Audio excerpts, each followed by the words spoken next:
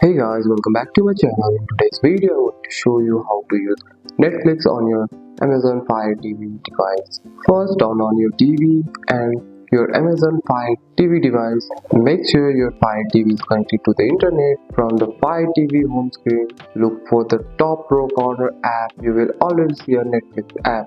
If you don't see Netflix, go to the search icon at the top of the screen, type Netflix and select it from the result.